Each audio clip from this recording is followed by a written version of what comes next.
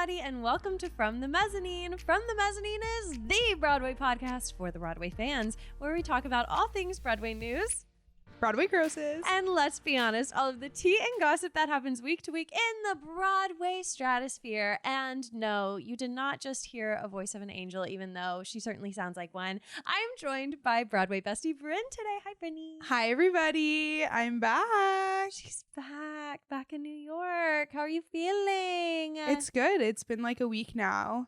It's definitely like a jarring shift. Yeah, for sure. But it's the best. I'm so happy to be back. You are? So happy. And how did we christen your return? We saw The Outsiders. Are y'all surprised? Anyone surprised? I was like, Lindsay, I need to. Yeah. It needs to be the first show I see back. I needed to reignite my love for New York City because it was such like a drastic change. And it did just that. Did it? I think so. You're feeling better? I'm feeling good today. Yay! Yeah, it's I'm good. So glad. I'm excited. So how was what number of The Outsiders show was this for you? I think maybe 6. Okay. 5 or 6. How many times have you seen it? I believe that was my 8th time. Let me try to think. Okay, so do you remember how many times you saw it before you left? I think that was my 6th because I think I saw it the first time with my roommate, and then I think you and I saw it 3 times before I left New York. And then when you came back, and then when I I came it back, 4th, and then I saw it once, and then I saw it with Kaylee, and then I saw it 7th. No, I'm pretty sure I'm on 8th. I'm pretty sure I'm on 6. One. I think I'm forgetting one. Anyways, that's a lot. Yeah, it's a lot. And we saw Brent Comer. And I haven't seen him in so long. And so that was so lovely to get to see him as Daryl. And we saw Trevor Wayne as the understudy for Pony Boy. Lindsay was so nervous. It was so funny. Oh my God. I kept checking there's like an understudy tracker website, and I was checking it all day. It's very good. It's called like understudies.org, right? Yeah. It's a great so app. good. It's not always accurate, mhm. but it is at least like sometimes accurate. Mostly because they kind of have to rely on like scheduled absences or the actors posting themselves. Yeah. So there was nothing all day, and then we get in and I walk in first, and I was so anxious because I swear to y'all, like, I cannot put into words how much like I need to see Brent Comer in The Outsiders. He just makes it for me. He is so like above and beyond talented, and when he is not in, like, my heart breaks. It's him and Joshua Boone. When they are not in, the show is like completely altered for me. I really wanted to see Brent and Joshua and Jason Schmidt. Those were the 3. Jason Schmidt, obviously, like when it's Danbury, I love. Yeah. I just really wanted to see Brent and Jason together. And I also think I would be really sad if Sky wasn't in, because I don't know. I wouldn't be like, oh my God, like I wouldn't be super sad, but I feel like Sky also really makes it. Oh, for sure. Yeah. They all make it. Tilly also makes Tilly, it. When Tilly isn't in, that is really, really hard. And Tilly was having the time of her life. She sure on was. Thursday night. She was being silly. At one point, it looked like she was doing the, like, what's that dance? The move? little like dance move. Wait, what is that called? The gritty? Remember. The gritty? Kind of. She was kind of doing like in a little circle, and then for like a while, for like 10 seconds. What part was that at? Right at the beginning. Yeah. In Grease Got a Hold. I think so. When they're about to do it, she was like going like grittying around Dallas. So funny. And then there's the moment where Jason Schmidt says something about her, and she like turns to the audience with her butt out, and she goes, "You wish," but this time she goes, "You wish," in this like high pitched tone, and she doesn't normally sound like that. I feel like she always does it like that. Really? Mm-hmm. I've never heard her like quite that. It might high have been and animated. a little silly. Usually it's like "You wish," but it was like "You wish." Yeah, it was cute. It was cute. She was having a ball. But it was good as always. It was so good. How did you think Trevor was? He was good. I think I liked him more as the show went on. I honestly don't know if it was his mic at the beginning. Yeah, his microphone sounded super low. He was so quiet. He was really, really quiet. I also just think Brody's voice is so like distinct. Yeah. And I've been listening to the album so much over the last like ever since it came out that you kind of just like get used to that voice 100%. in the role. So I think it just was like an adjustment at first, but the second half I did like him. Honestly, his bleach blonde wig looks more natural than when Brody has the bleach blonde wig on. Yeah, I feel like I didn't even really like notice it. That's you know what one thing I I recognized this time when I was watching, and I wonder if you noticed this, but like whenever they're trying to be like rough and tumble and like mad or something, like I'm giggling now. Like I used to be like so immersed and be like, oh no, like Ponyboy's so sad, or like, oh my gosh, the brothers are fighting. But now like not in throwing in the towel, like they have me in a chokehold, but in the moments where like the greasers are going up against the Socias and they're calling each other names, I'm like giggling. Like I think it's funny now. There was a moment. There's this one moment. I forget when it is, but it's like Dan Barry and Josh Boone when Josh is like exiting the stage. Yes, and it's he always like the best. goes up against him. I think it's at the beginning, sometime, and he's just like, "Get out of my way!" Like, it's during steps to him. Friday at the Drive-In. Whenever they like when Dallas gets embarrassed and walks off. Yeah. Which, by the way, Fridays at the Drive-In, it's so funny how these soundtracks, they kind of have like a life of their own, and the ones that you love at the beginning are not the ones that you like have that long-term sticking power for you. And like you were saying, Justice for Tulsa is now like one of your faves. Obsessed. And now whenever I was just watching, I was like, wait, I kind of love Friday at the Drive-In. When I thought it used to be like a skip track, but now I love it. It really gets the show like going. I love it. I used to also feel the same. The moment when the greasers are dancing, it's like ha ha. Yeah. Do ha ha. Yeah. And then I love so Rennie's dance move right there too that he does. He like does on the ground. He's so good. Yeah, Rennie's so good. Anyways, we could talk about it for hours, but it's like my joke that for the longest time, every time I started the podcast, it was like, let's get past like talking about the Outsiders every single time. Like I had to at least just like bring it up. Yeah. But go ahead. I was just gonna say about it. I noticed a few like little things that I don't know if they were different or I just like haven't seen it in a while. For sure, the costume that Victor was wearing was different, which was really interesting because I thought that once a show was like locked, you couldn't change anything. But because I distinctly remember having a conversation at one point about how it was weird that Dan Barry was wearing a sweater with a turtleneck underneath, and all three other Soch boys were wearing button downs, including Kevin William Paul, who's wearing a button down. I feel like I asked Dan that in the interview. I definitely brought that up. Yeah. I was like, you wear this, everybody else wears that. I would think maybe I was just talking about how Paul is like set aside. Like, different. But then Victor, he was in as one of the Soches. And he was wearing a like blue kind of striped cardigan over a turtleneck, which I thought was interesting. I was like, oh, no button down. Like it. I don't know if they were I hate those button downs. Really? Oh my gosh, I think they look terrible. Oh, I love not like I don't think the button downs look bad. I think like it just makes the Sochas look so silly and like nerdy and dorky. No, I love. You think they look like good? Well, no, they look like they're supposed to look. I also was watching. I had my eyes on Melody a bit after your interview with her because she was talking about how if she played anyone else, she would want to do Ace, like Tilly, because then she could fight from the other side. And I also just find myself always thinking, for the swings who cover multiple roles, how they remember the Rumble from two different perspectives. roles. I have no idea. Dan Barry playing Paul, but then also covering Daryl, and they fight each other. And then Soda Pop too. Like he knows 3 tracks in the Rumble. But when he plays Daryl, they must all be really similar. It's the same fight, but he's on the opposite. So he'll be like on top when he's won, and like I don't understand how they remember it. They run it every day before the show. It's crazy. 3 times. Crazy. Yeah, no, that's wild to me. Completely wild.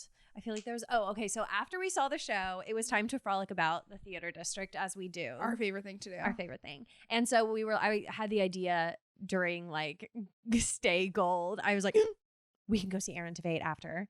Did you see me? I was like, no, I didn't notice. Anyways, also, by the way, I'm so sorry if you ever are like in the theater when Bren and I are watching The Outsiders because we look like lovers and we are just like... This is why it's good when we get a box. Yeah, it is. We had a box. We have our own personal space. Because we have our space. It's so crazy. And we like move our seats to be each other. We're like sitting like this during certain songs. No, it's honestly lovely. When we were leaving the box, there was this older couple. I thought he was gonna be like say something weird. But I know. He was just like, "How are your seats there?" He was coming down from the mezzanine. He's like, "Did you guys like the show? How were the seats?" And I was like, I thought he was saying, "Did you like the show?" Because he saw us like acting like low-key dancing and cuddling the whole night. And plus, like now I know every word in the show, so I'm just like bopping around, especially when I'm in a box. Like I'm like, that's the thing. You have so much space, you know. And there are certain moments that I know like a line is about to come up that I'm like squeezing. Yeah. We just have a good time. Oh, it's the best. We like our own person. But okay, wait. You have to tell the rush story. You have to tell them about how you rushed. My God. I have heard horrors about this rush line. Yes, because I've told you everything. Because I've been in the loop, and I've been like in the loop from Lindsay, but I've been out of the Broadway world for the past like 2 months because I've been living in a bubble.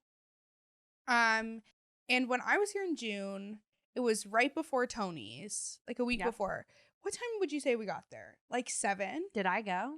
Yeah, we went together. Oh, that was when you spent the night with me? And then we got up and went? You wouldn't wake up earlier than 6. I think we woke up at 6. I think we probably got there at 7:15. Yeah, so about 7. And we ended up getting 2 box seats and 2 standing room seats. Standing room! And I think those box seats, when I got them then, they were $79. Yes, they were. I remember that. And so not terrible. And then Lindsay, in the summer, when you went with your sister, we were there at 6 a.m.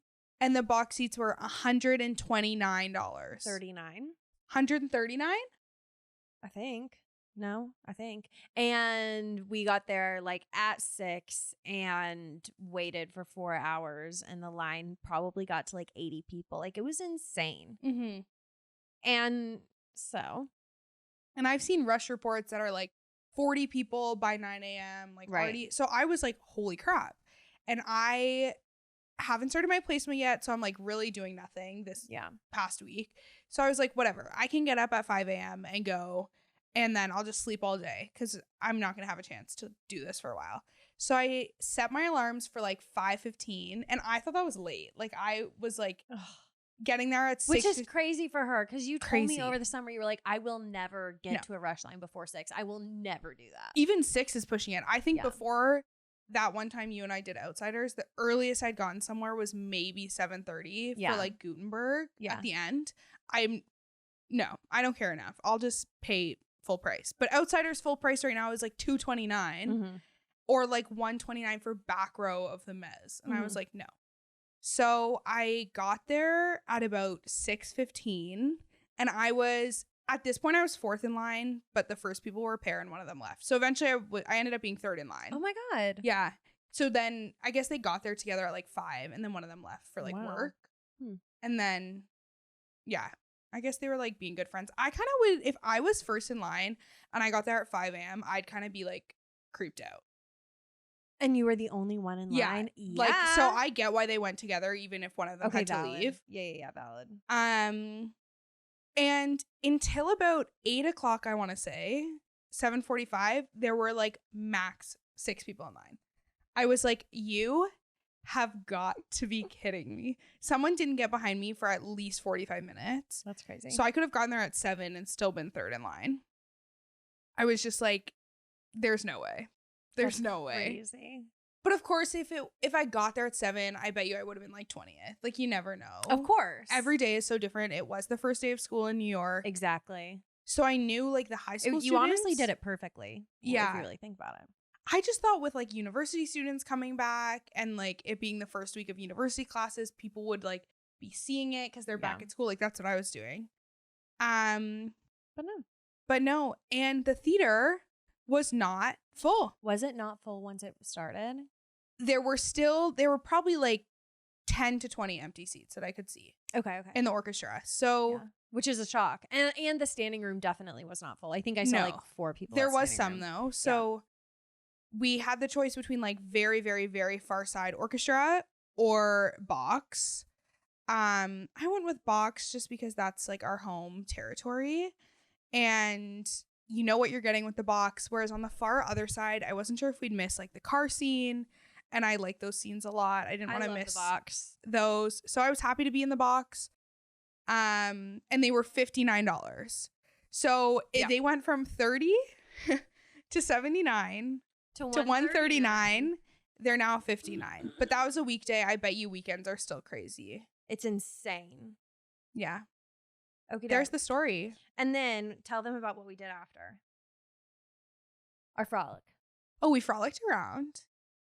We went to go see Aaron Tveit outside of the Rouge. So And I was shook to my core because I didn't realize. So there was they were doing the encore.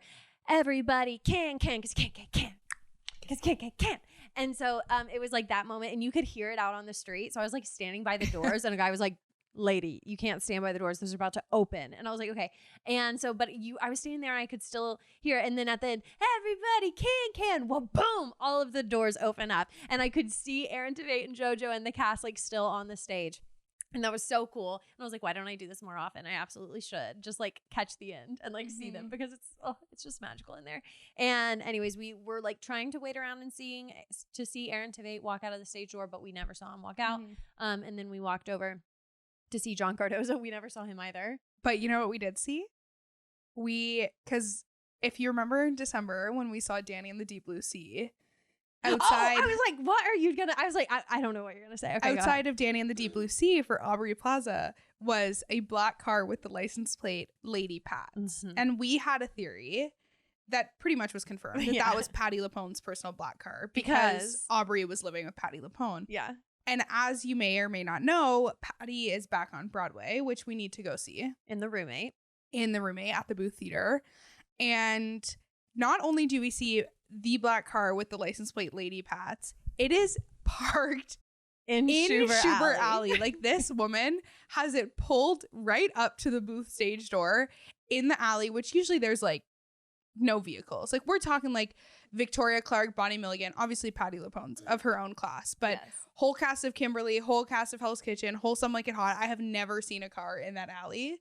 That car is pulled right up to the door. Like, to where she can take 2 steps from the stage door to be in her car. Get in that car. I want to see her get in it one day and just see like how quickly she's in. We should just go see the show. Well, yeah, obviously. I definitely want to see it. Tuesday, which is the day this episode is coming out, is our 1-year friendship anniversary. Oh, yeah. We met on September 10th of last year. Yeah. We went to a Playbill concert in Times Square. We've got brunch at a place I thought was like a singing restaurant brunchy place. It was not, but it was cute. And then the concert, and then I remember when I first locked eyes with you. Yeah. And then it poured rain at that concert. I actually do remember that very well. And they had to put the concert on hold. I saw Liam Pierce while we were waiting. Yes. So they put the concert on hold, and we walk over to Sweeney Todd, and we were like, let's just see if they have any rush tickets. And so we got in line for like 30 minutes. Liam Pierce walks by. You had no clue who he was at that time. And I stopped and I was like, hi, Liam. I'm so excited for your show. Can we get a photo? So I have a photo with him. We'll put it over here. And the girls he was with were like, oh my God, you're famous. Yeah, they were so shook. And he was incredible then, and he's incredible now. And then we saw Sweeney. I almost fell asleep that day in Sweeney. Yeah, you were like kind of dead. It was also really cold in that theater, and we were at least like wet. My socks and feet were soaking wet. I bought a sweater at Aerie before we went in. Yeah. I still have that sweater and wear it all the time. That was crazy. Anywho, we'll have to do something funsies. Yeah. Okie doke. Shall we get into the Broadway grosses, everybody? Cha-ching! So this is for the week ending on September 1st. That feels so late. Is that really the most updated? Sure. Yeah, it's the 7th. Okay. There is one number in here that I've seen that's crazy. I'm ready. Okay, so number 1, we have Wicked. They are over 2 million. So this is definitely because of all the promo from the movie. You've put that together. Yeah, I believe that. I also just think it's like summer and people love it. But I do think like the popularity of the movie coming is getting it up there that little bit extra. Awesome. Lion King is 2, Hamilton is 3, Hell's Kitchen is 4, The Outsiders is 5. What's the number now? I'm curious. Okay, I realized maybe I watched a video that was wrong because it was last week. But the week before this, Hamilton was only at 90% capacity. Oh, yeah. That's wild. That's crazy for Hamilton. That's weird. I'm also so curious to see what The Outsiders will be like for the week we're currently in, so that you'll talk about next week. Oh, I do also want to say I posted something about like talking about how Rush wasn't crazy, and everybody was like, oh my gosh, yeah, Outsiders is now on the lottery, so you can get it on telecharge, you can win tickets there, and apparently it's also over at the TKTS booth in Times Square, so they're branching out a bit, and I think tickets are becoming easier to come by. And yeah, it says that they still have 102% capacity, which is what it has been, so we'll see if next week, if it's at all lower. It was still full, like don't get worried or anything. I was gonna say this was the last week of summer, so I feel like this is probably like its peak. The average ticket price of $181 is crazy. Yeah, it truly is. It's like the average. The Outsiders has the same average ticket price as Hamilton had this week. I think it's one of the highest That's crazy. Ticket prices. And it's fun to like just see Hell's Kitchen and the Outsiders just go back and forth. Like they're either 4 or 5. And then Cabaret is below them now, which is really wild. If you look at it though, Hell's Kitchen has maybe, I think it's like about $20,000 more than Outsiders, but they have way more seats, 3,000 more seats for the week. Yeah, for the week. So Outsiders is really like their money per seat is definitely higher than Hell's Kitchen. Absolutely. I wouldn't want it in a bigger theater though. I love the feeling of like, yeah, same. But they could move to a bigger theater if they wanted to, but I don't think that they will, because for longevity they should really stay where they're at. Yeah. So Cabaret is 6, MJ is 7, Moulin Rouge is 8. So they have bumped up a bit. Aladdin is 9, and Harry Potter is 10. So O'Mary and Great Gatsby are right below the top 10. That's just beautiful. I love that for both of them. Great Gatsby had a 92% capacity, so they are dropping just a bit, but it's absolutely nowhere near like worrisome. And then here's Water for Elephants. Bryn and I were like trying to think about, because in our news stories today, we're going to talk about the Notebook's closing announcement. And whenever we talk about the Notebook, oftentimes we also talk about Water for Elephants because they came at the same time. They just feel like very similar shows. They both weren't like immediate blockbuster hits on Broadway. Yeah. And so, but in comparison, it appears as though Water for Elephants is profiting quite a bit more than this was also Grant Notebook. Gustin's last week. So That's if you true. look at like if you go back up to their capacity this week was 85.9%, whereas last week it was 75%. So because this was Grant's last week, so I wonder what it'll be like his first week out, if it'll go back down to like 75 or even lower. So let's revisit the convo we had Thursday night. Yes. About Water for Elephants and Grant Gustin leaving. So I am shook to my core that they didn't cast like a big name in it. Who's the guy that they cast? I think his name's Kyle. Selig, something like that. He's done Broadway before. I personally have never heard of him. And he's married to Erica Henningsen from the Mean Girls, who was Katie in Mean Girls. So like, I just feel like this show needs a stunt cast. Like I truly do, because I feel like at the stage door, everybody was bringing like their Grant Gustin Flash figurines. He was Flash, right? He was Flash. Okay. And like they obviously were like DC. I don't know. Marvel-y. Super DC, I think, hero fans. And so that was a huge get for Water for Elephants, and I'm really surprised because I feel like, I mean, it's a leading man role.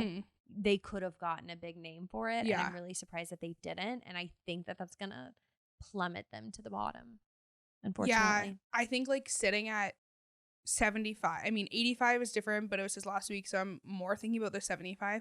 Sitting at 75% in the second last week of Broadway's busiest season. Yeah, it's not a good place to be. With a star like Grant Gustin, yeah, not the best place to be. Unfortunately, guys, once the Notebook leaves, the lowest grossing show is Suffs, the lowest grossing musical, that is. And their capacity is not bad. They had 92% capacity this past week, but they're just not making that much. So it's not a huge theater. Like, they're not too far below Once Upon a Mattress. And they are in a smaller theater. Like, they're not like crazy low. To be a new musical, it needs to be making more. Yeah. Okay, wait. Okay. Can we get into Broadway news? Okay, sorry. I have something I want to talk about, but I have to get to Broadway news first. Okay. Are we good with grosses? I think Did you have another thing you want to say? I keep having these thoughts, but I'm like, wait, save it for the news. Yeah. What is Anne Juliet looking like? Let me just see that one. That's another one I've been watching lately. Good. 98%, almost 1 million this past week. Good. Great. and pending new casting news. So once that occurs, can't believe they haven't announced it yet. how many more weeks until they're gone? I know Betsy, I think, leaves October 15th. Oh, okay, yeah. And then the rest of them leave like the 22nd. But if you haven't heard, Justin David Sullivan's been out for at least like 3 weeks now because the chandelier during the club scene fell and hit them in the head during a show. And they had to go to the hospital, and I think it was like a severe concussion, and they've been out ever since. Oh my God. They've been posting a lot about it on Instagram. And just like, it's just such sucky timing. Seriously. Yeah. For everybody to be leaving, that's so sad. Like, it was like 3 days after they announced their departure. Wow. Yeah. Oh, yeah, and they're leaving too. I forgot about that. Yeah. Oh my God, that sucks. Mhm. They're wait, no, they should extend. They should not go out with I like just a think literal it makes bang. sense That's for sad. like them to leave with the other two. It's like when Adina got hurt and she went to the last show Yeah. of Wicked in the red tracksuit. I know, iconic. But it's just crazy. You forget that like Terrible. how risky some of this stuff is. Oh man. Like you just Yeah. sometimes it doesn't hit you like how dangerous Dangerous. some of it can be. Seriously. But anyway, that's my Anne Juliet news. I'm excited to see the casting. Hopefully soon. And Drew Gelling's already in.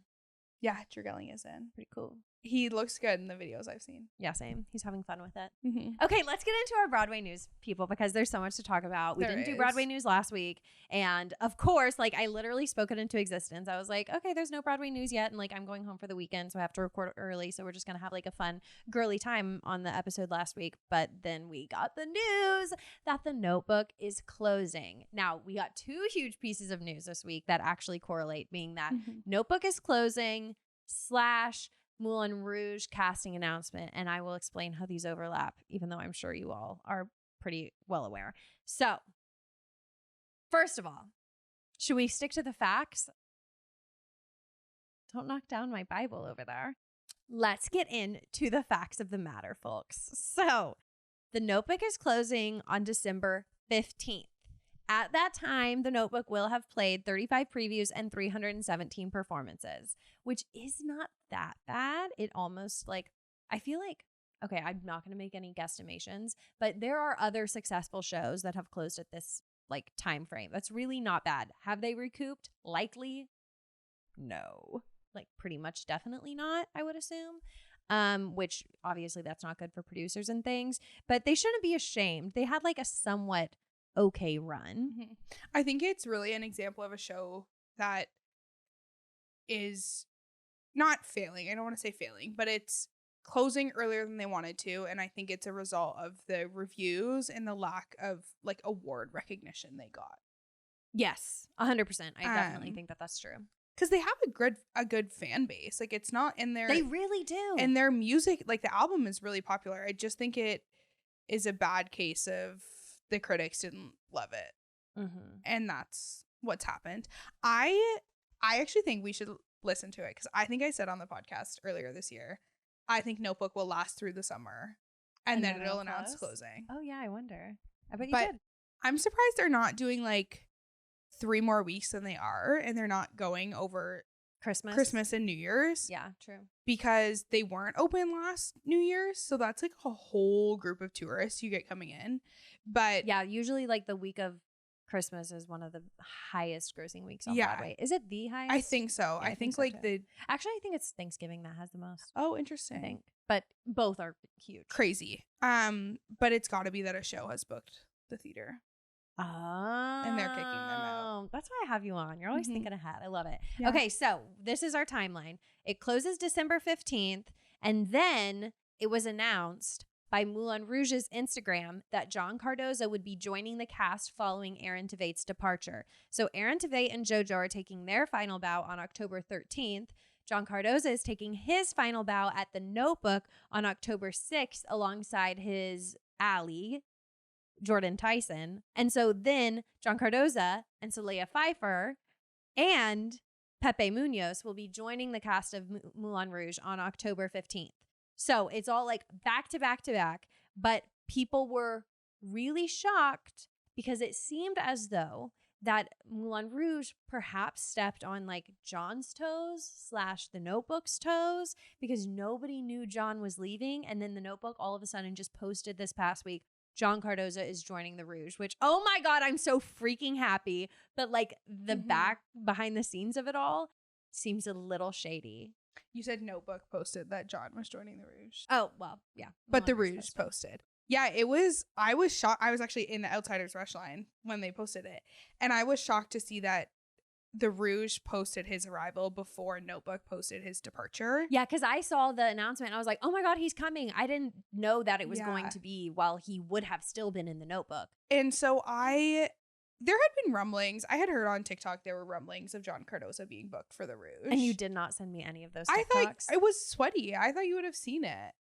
I didn't. I didn't see that. Maybe it was in the comments or something. But oh my God. There was I'm glad I didn't hear it beforehand, because it has a whole new effect when you don't know the rumors and you just see it. Of course, like people probably think I spread the rumors because I'm always talking about him coming to the Rouge, but I had heard the rumors, and then Notebook announced closing, and then the rumors were, okay, it's going to be understudies for 2 months at the Rouge, and then he'll join in December. Oh. Because it's just, I have a lot of feelings about it. Notebook closing, John should be allowed to leave and get a more long-term job, for sure. But also, he's definitely contracted. There's no way that his contract was only the 6 months at the Notebook.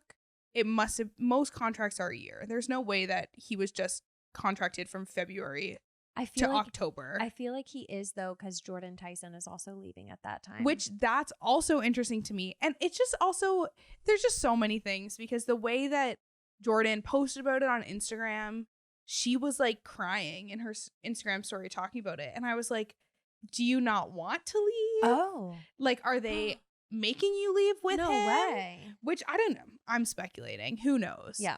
I don't think they would make her leave. But it just the timing of it all happening within the same 48 hours is why it's like fishy. Do you know what I mean? Like if they had been announced like 2 months ago that those two were leaving after 6 months, regardless of Notebook closing or whatever, and then he booked the Rouge, but the way it was like the boom, Rouge boom, boom. announced it, then it's just like it's Notebook announced closing, then Rouge announces John, and then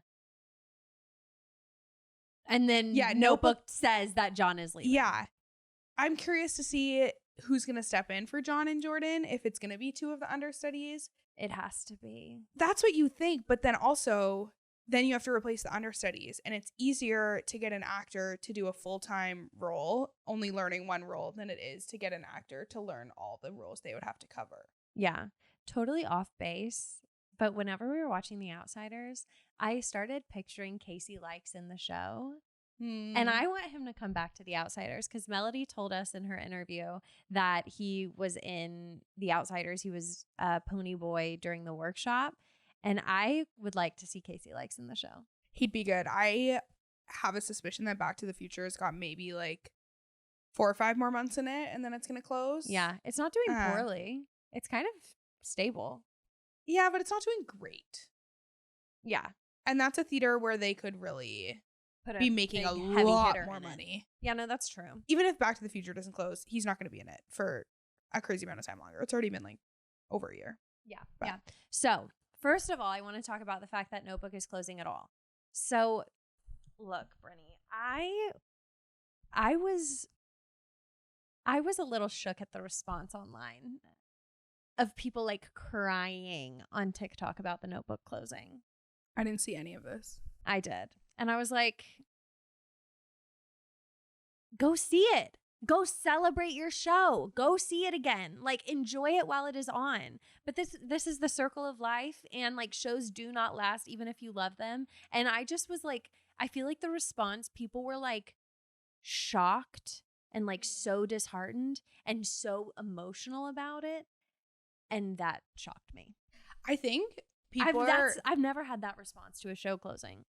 I think people are so valid to be upset about it. I think it is a show that like means a lot to a lot of people, but I think it's like to be like angry about it closing or to be like shocked by it is kind of like, that's kind of how it works. Like when Kimberly announced closing, I was devastated. I was so sad. Yeah. But I wasn't like, I don't get why this is happening. What's going on? Like, it should be on Broadway forever. Like, no. That's what happens. Mm-hmm. Shows close, unfortunately. And I think some people have like a different level of like attachment to certain shows. Very true. But the album's there forever. It's going to go on tour. Exactly. It's not gone forever. I've heard a lot too. Like Notebook has a long life beyond Broadway. I think it has a long life in community theater. Oh, yeah. I like that. I think that's, yeah. Because it's not a huge like set. It doesn't require much. It's like kind of bare bones. And it has small roles. You can definitely like all the ensemble roles you can split up to be individuals. I love that. And it's a wide range of ages. So like for community theater, I have goosebumps. I don't know why.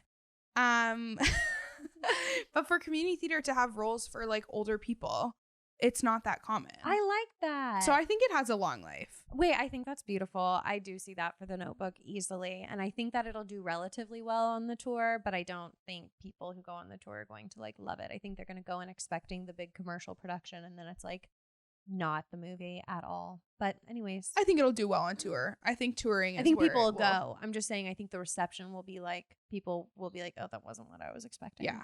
Because that's what I thought. Yeah. Anyways, but yes, so Notebook is officially closing December 15th. So now let's talk about John coming to the Rouge.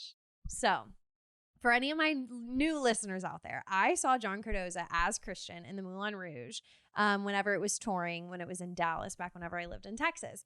And I cannot even think of somebody who has been better as Christian in the Moulin Rouge. And I've seen Aaron Tveit multiple times, and I love Aaron Tveit, but something about John Cardoza's performance, it is so heartwarming, and you absolutely fall in love with him. He is that character, like truly. He is Christian, and he is like out of this world incredible. And I had already seen the show like 6 times, and I was like, I just like, I completely thought, oh, okay, I'll just go see the tour because, you know, it's Moulin Rouge. I'll go see it.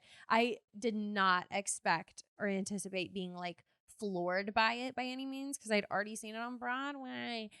I bought a ticket to like, we had a ticket to the matinee. I bought a ticket to that evening's performance because they were leaving town the very next day. And it was fully because of John. I was like, I have to see John Cardoza up close. So we got a front row ticket for the evening performance, and he like blows you out of the water. He is such a beautiful performer. Like, I love him, and I cannot be more happy that he's joining the Rouge on Broadway. Like, he deserves all of the success in the world. He is genuinely like such a kind person too. Like at the stage door, he is just so sweet, and he deserves this. And his talent is like, I can't even put it into words. So if you are a Moulin Rouge girly, you have to see it with John Cardoza. You will die.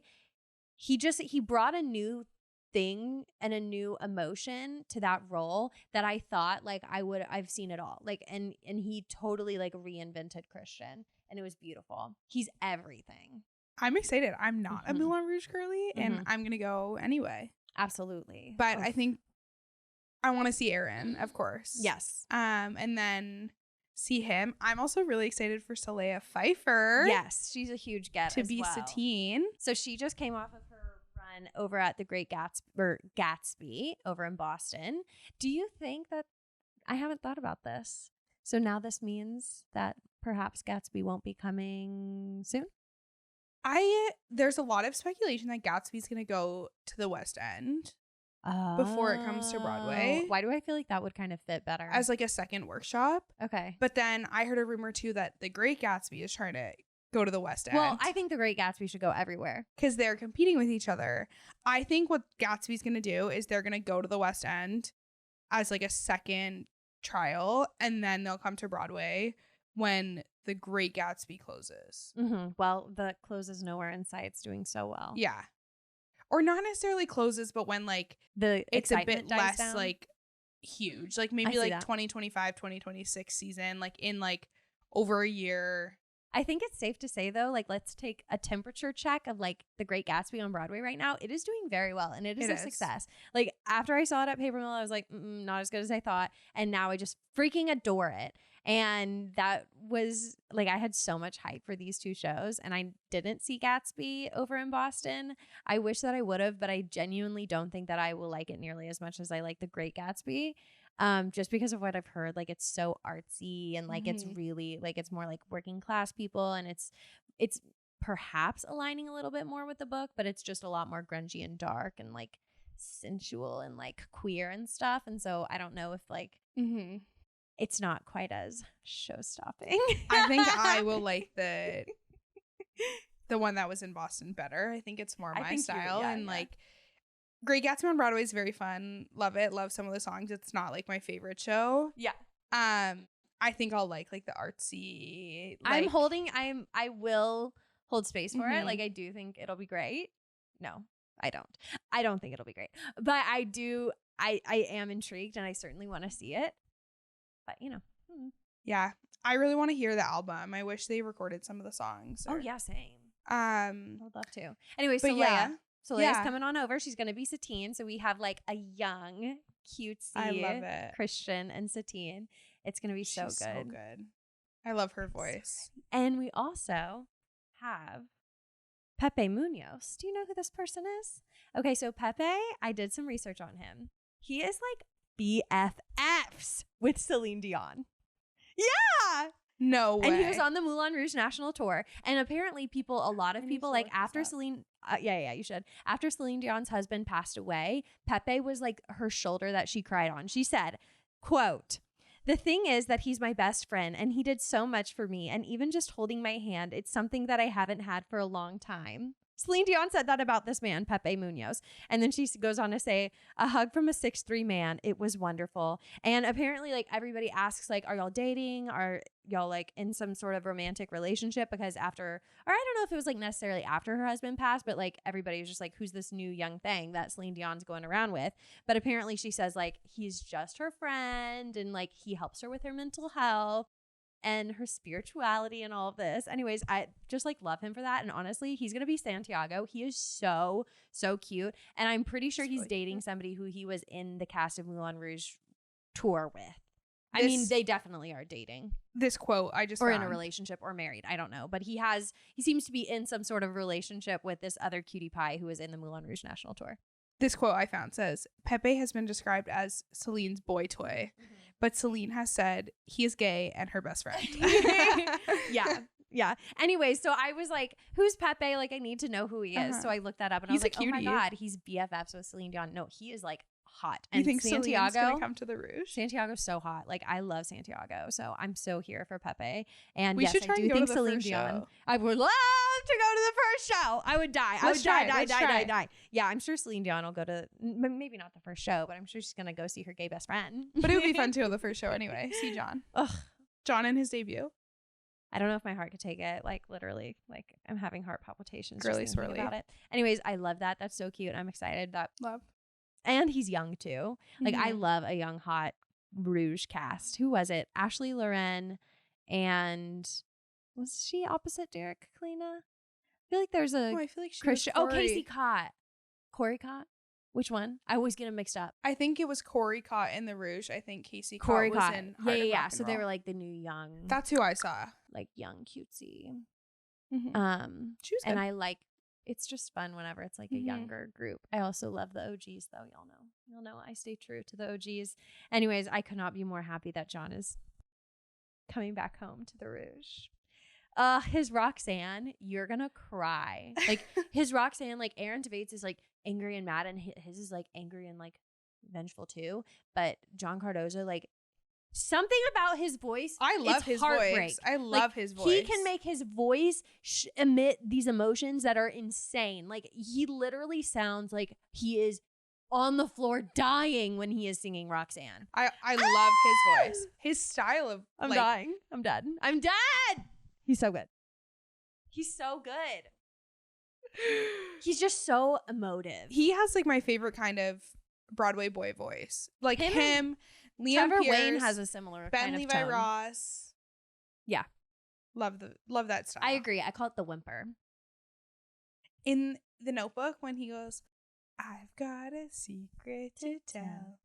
I'm falling in love with you. That moment. And plus, like, he looks like a baby in The Notebook because they have him shave Yeah. his face. He looks so much more grown up and like hot and sexy as Christian. I'm going to try and see Notebook with him before he goes. Not try, I'm going to.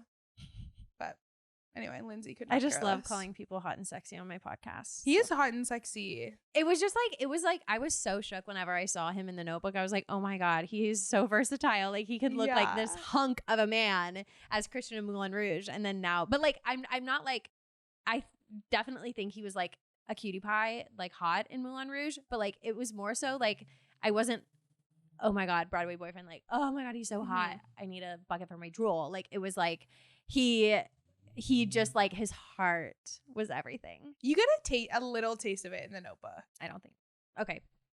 Yes. Okay. In the one scene Sorry. where they're making I don't out mean and to he put takes you his shirt off, Yeah. and then you like see his body and you're like, oh, you're not this like dweeby scrawny Yeah. little boy. Anyways, I just wanted to point that out, guys. Like, he looks very different when he's Christian. Anyways, let's stop talking about the male appearance. What's next on our news list? Let's get into some other exciting casting news for a new musical. Where is this going? I didn't even write it down. Shit Meat Fan. I think it's MCC, I believe you're correct. where we saw The Connector. Slight. That's a nice theater. It's kind of big for like off Broadway. Yeah. It's good. I like that theater. Okay, cool. Well, we found out this week that, well, let me start by talking about Shit Meat Fan. So, Shit Meat Fan, show at MCC. I didn't even write down whenever it's coming. I can find out. Will you talk about it? Okay. Oh, we have. So, Shit Meat Fan is sold out, so we shouldn't even talk about it on the podcast. But we should buy tickets. Okay, let's do it. So, we found out this week that Shit Meat Fan has 2 new amazing celebrity leads that they are adding to their cast. I'm so excited because my queen of my life and 30 Rock, Jane Krakowski, is joining the cast. I can't talk. Icon. It is coming on October 10th Okay. there's got to be an official opening night at some point. And it is here until Sunday, November 17th, but I can almost guarantee you they will extend it by at least 2 Because weeks. this cast is crazy. And when I was looking at the entire cast, I was like, oh, I don't think I know everybody. No, I promise you know everybody in this cast. So we have Neil Patrick Harris, Jane Krakowski, Garrett Dillahunt, who I promise you do know him. He was in Where the Crawdads Sing. Then we also have Billy Magnuson, and he was in Into the Woods. He was Rapunzel's prince in Into the Woods, the movie. Oh, I've never actually watched the movie. Oh, okay. Deborah Messing, who we saw at the Drama Desk Awards, which this is what I always say, y'all. When somebody's at an awards show for Broadway and you're like, why are they here? Believe me, there's a reason. Something's and that's coming. why she was there. You know who kills me that they're in it? Dog with a blog girly. Genevieve Hanelius. She used to go by G Hanelius. And me and my sister had a song about her. Stop. Sing it. Sing it. Sing it It now. was G Hanelius, so hilarious. I like G Hanelius. Stop. Why? I have no idea. Because she was just like a random Disney Channel staple. Like she would just always be in like the random Disney Channel ads in between episodes. Yeah. Like Dog with a Blog. Yes, of course. But she now goes by Genevieve Hanelius, but she's grown. She was G Hanelius. For some reason, whenever I saw her name, I was like, I don't recognize that name. Like I don't remember that. Her from, like, face Disney. though. Oh, well, what I know her from is the subway. I saw her on the subway. Yeah. She was so cute. When? It was like maybe like 2 months ago because Kaylee was here.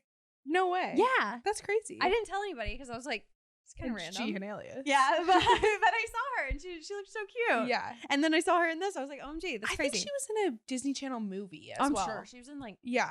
you know how Disney does. They keep their girlies in work. Okay, so then we have Tramel Tillman, and he was in Severance. And we have Constance Wu, who was in Little Shop of Horrors. And Crazy Rich Asians? Yeah, and Hustlers. She's just like Was a it Crazy Rich Hollywood Asians? queen. Yeah, okay. Anyways, this cast is so cool. Let's get into the synopsis. Is it a play or a musical? I thought it was a play. Is it a musical? No, it's probably a play. Why did I assume? I just assumed it was a play. It's probably a play. I totally just assumed. I don't know why. Because Shit Meat Fan sounds like a play to me. That's Yeah. why I Yeah. assumed that. The synopsis, while Bryn researches, even though it's a storm outside, even though I did prepare for this episode, I promise. I just, I think it must be a play because it says nothing about who wrote the music, so it's got to be a play. Okay. It is. I guess we're not going to go walk to get pizza after this. I feel like when it pours this hard, though, it usually It'll stop. Okay, so let's talk about the synopsis of the show. So this is from the Deadline article, quote, "It's based on a 2016 film, Perfect Strangers by Paolo Genovese. Ship Meet Fan unfolds in real time as a group of longtime friends gather to play a game on the night of an eclipse, with each person required to share the contents of their phones out loud with the rest of the group. As the synopsis reads, quote, "With the cocktails flowing among grown-ups who refuse to grow up, outrageous secrets and skeletons begin to emerge. Shit Meet Fan, are they ready for the ensuing chaos? Are you?" Sounds good. It sounds like a normal version of Here We Are. Oh, really? Well, Here We Are. Here We Are was the weirdest thing I've ever seen, or not the weirdest thing I've ever seen, but top 3 for sure. Mm-hmm.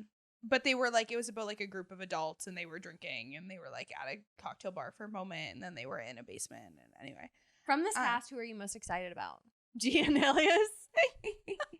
No, I'm excited for her. Neil Patrick Harris. Okay, I'm most excited about Jane Krakowski. Like, I love her. Great. Did you ever watch 30 Rock? Mm-mm. Okay. My mom will die. She's everything. I love Neil Patrick Harris. And I've seen him before, but not close up.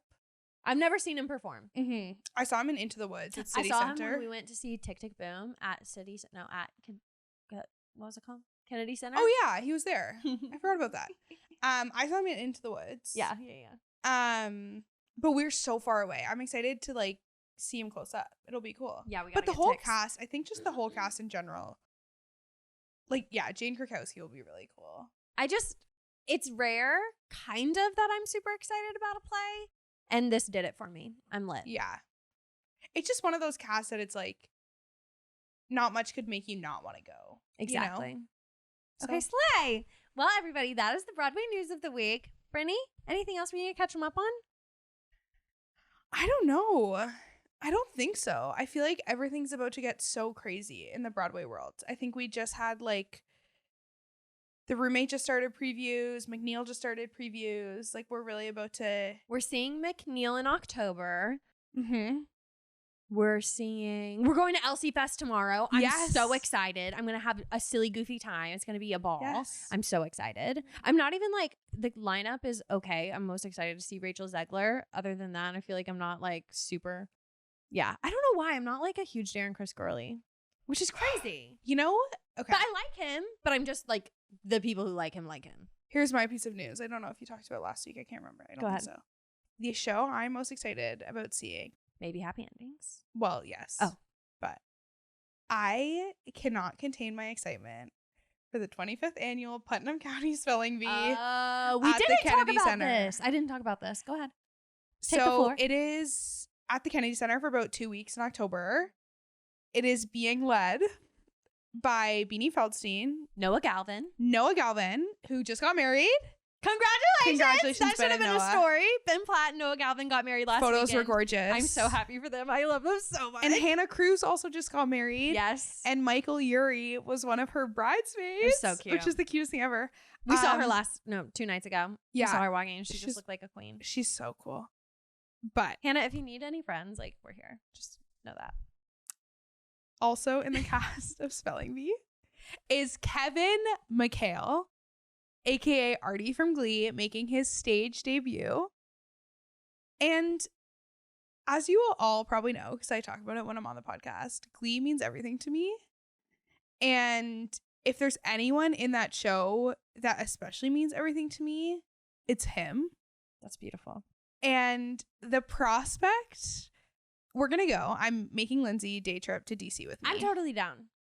The prospect of getting to speak to him at the stage door, there's like maybe 5 other people in this world that I'd be equally excited about. Oh, that's so. And I'm going to bring the picture of me and him from when I was like 11 and get him to sign it. And the picture of you like last year when I dressed up for him. Can we put the photo in the pod? Yep. Silly goofy. I just like, Yeah, the fact that also I know that Ben Platt will be in the audience, Right? Because Noah and Beanie, he's gonna be there every single night for sure. So that's cool.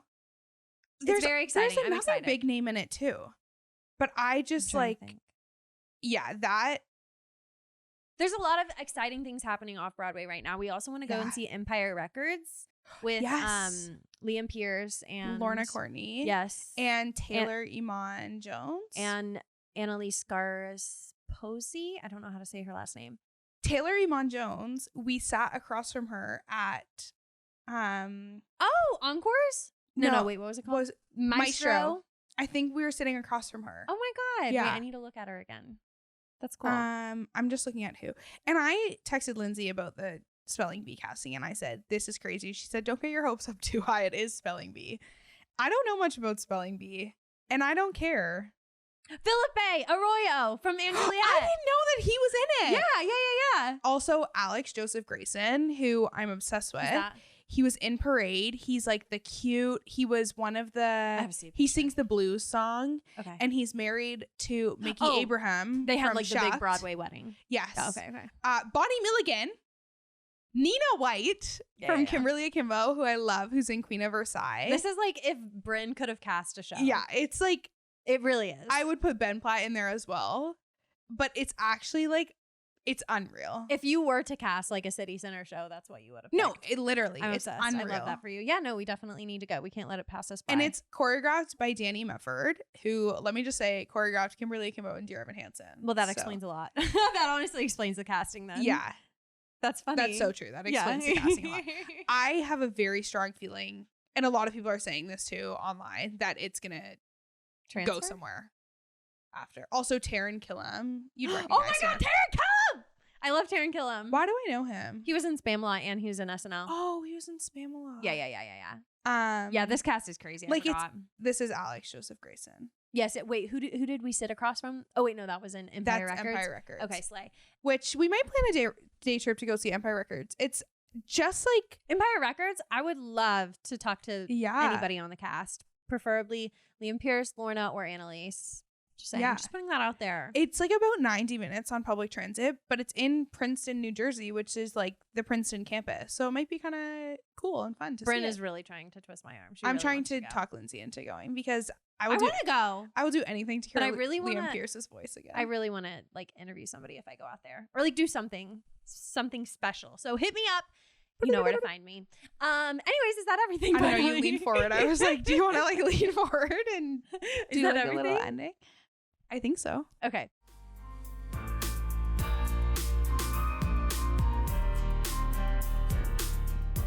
Thank you guys so much for listening to this episode of From the Mezzanine. Go and follow Broadway Brynny on Instagram. Bryn has started a stellar new Instagram page, and I have seen some of the things she's working on, and it is cute as hell. Yeah, we'll love it. I was thinking of doing a fun, like for on the stories, like doing like a Broadway fact of the day. That's cute. Or doing like a poll every day. You should do everything. You should do both. Yeah, I'm going to do like rush policies where I like share how to get rush tickets. She's the queen of it. But the account's mostly going to be like a scrapbook vibe. Everything I learned from her in terms of like rushing. And like, honestly, I don't even need to tell y'all to go follow her. I know y'all will. So go and do it. Tell them where to find you. It's at It's Broadway. I'm like, I don't remember how to spell it. It's Broadway Brynny. Brynnie. Okay, yeah. 2 N's. Yeah. And on TikTok, I think I might also be Broadway Brynny on TikTok. Okay, perfect. Go and follow her. You will be so happy that you did. I'll pop over there sometimes too. I'm sure. Yeah. And follow me on From the Mezzanine. So you can find me on Instagram and TikTok at From the Mezzanine _podcast. And we're always having so much fun over there. So you should follow me because it's a good time.